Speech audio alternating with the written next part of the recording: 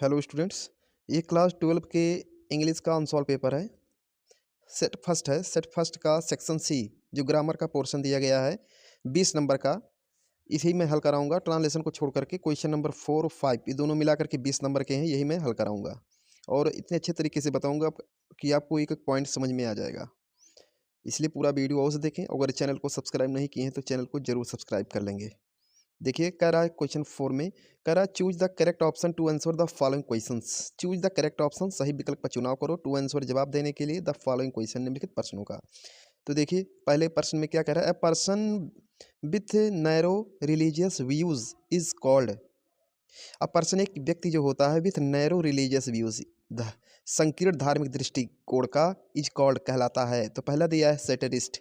सेटेरिस्ट means होता है व्यंग्यकार। तो व्यंग्यकार तो होता नहीं जिसका धर्म के बारे में नजरिया एक संकीर्ण हो। उसके बाद दूसरा दिया ऑप्टिमिस्टिक।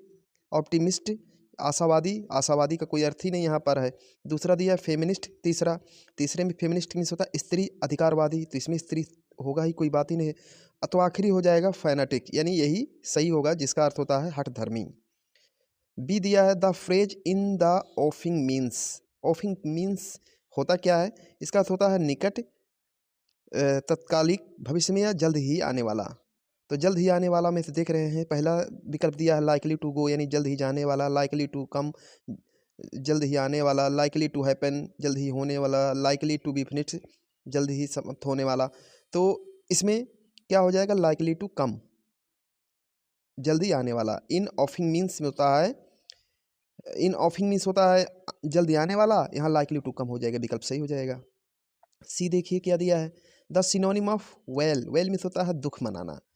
तो क्या लिखा पहले में, वियर सहन करना, मॉर्न दुख मनाना, टॉर्चर यातनाएं देना, रिजेक्ट रद्द कर देना। तो इसमें तीसरा सी में दूसरा सही हो जाएगा, मॉर्न दुखी होना, बिलाप करना। वेल का भी यही अर्थ होता है। डी दिया, which word in this sentence is an error. कह रहा है कि व्हिच वर्ड, कौन सा शब्द इन दिस सेंटेंस, इस वाक्य में, इज एन एरर, गलत है। He is worried in his father's illness, वह अपने पिताजी के स्वास्थ्य में दुखी है, बीमारी में दुखी है। तो यहाँ पर इन नहीं रहे, पहला विकल्प दिया है इन, दूसरा फादर्स, तीसरा सी और चौथा वरीड। तो यहाँ पर हो जाएगा इन के स्थान पर यहाँ होना चाहिए अबाउट, यानी विकल्प पहला सही है। ई दिया है the antonyms of mild. Mild means क्या होता है, हल्का या कोमल। तो पहला हो गया लाफ, ये होगा ही नहीं। प्योर शुद्ध होगा ही नहीं। तीसरा लाइट होगा ही नहीं। सेवर, सेवर मीन्स कठोर। माइल्ड कोमल और सेवर मीन्स क्या होता है, कठोर, यानी चौथा सही हो जाएगा। अब पांचवें क्वेश्चन में देख लीजिए क्या कह रहा है। कह रहा है change any one of the following into indirect speech. कह रहा है कि निम्नलिखित में से किसी एक का इनडायरेक्ट बनाओ। तो दोनों मैं बता दे रहा हूँ, दोनों समझ लीजिए। लिखा she said brother inverted comma में, कॉमा लगा करके, I shall give you my watch. तो इसको हमें इनडायरेक्ट बनाना है। तो इसको जब हम इनडायरेक्ट बनाएंगे तो ये असर्टिव सेंटेंस दिया गया है। तो अगर वोकेटिव केस का कोई नाउन होता है तो रिपोर्टिंग और सेड का क्या करेंगे, इसको इसलिए ऑब्जेक्ट बना देंगे। अगर कहीं भी इनवर्टेड कामा के अंदर, कहीं भी अगर इनवर्टेड कामा के अंदर वोकेटिव केस का नाउन दिया है तो उसको जो है हम रिपोर्टिंग वर्ब का ऑब्जेक्ट बना देते हैं। तो इसको लिखेंगे ही टोल्ड हिज, सी लिखा है तो she told her brother that, I है तो आई सी के अनुसार यहाँ सी हो जाएगा। सी वुड गिव यू ब्रदर के अनुसार हिम हो जाएगा। माई वॉच हो जाए तो हर वॉच हो जाएगा। इस तरह से पहला हो गया। दूसरा, Sachin said to his senior what shall I do sir. तो याद रखिए अगर कहीं नरेशन में सर मैडम ये शब्द आते हैं तो उनको हटा देते हैं इनडायरेक्ट बनाते समय, और जिस टाइप्स का वो सेंटेंस होता है उसी हिसाब से उसको बना देते हैं। लिखा Sachin said to his senior what shall I do sir, तो यहाँ इंट्रोगेटिव सेंटेंस है तो लिखेंगे Sachin asked his senior what, I लिखा है तो व्हाट के बाद आई को सचिन के अनुसार क्या हो जाएगा, he should do, what he should do, और सर शब्द को क्या करेंगे, हटा देंगे।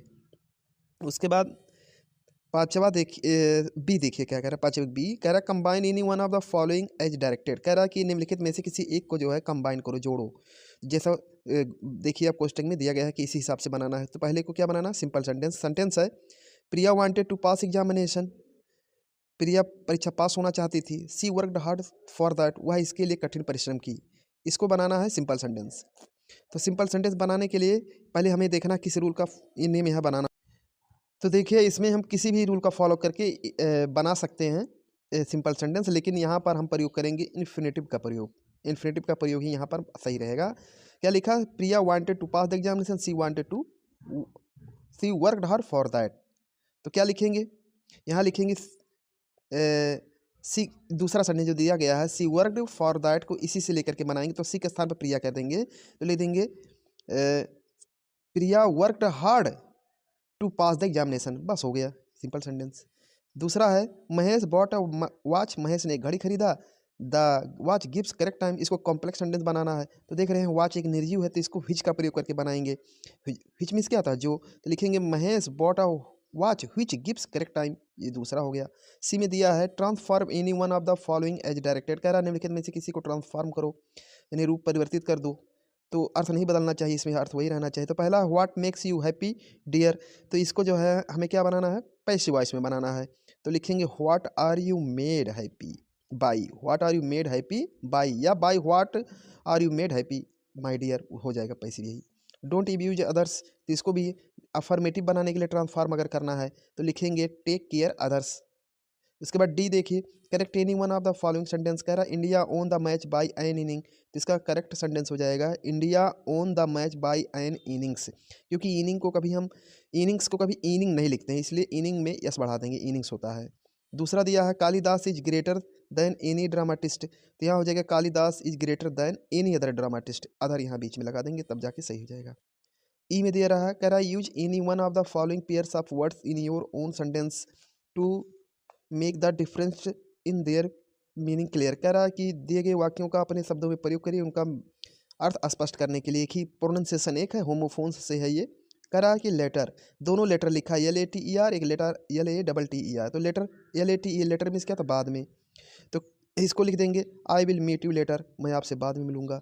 दूसरा लिखा है लेटर LATTER, लेटर मीन्स क्या था? बाद वाला, तो इसको सेंटेंस में अगर हमें प्रयोग करना होगा of tea and coffee I prefer the latter, मतलब चाय और कॉफ़ी में से आई प्रीफर द लेटर, मैं बाद वाले को पसंद करूंगा।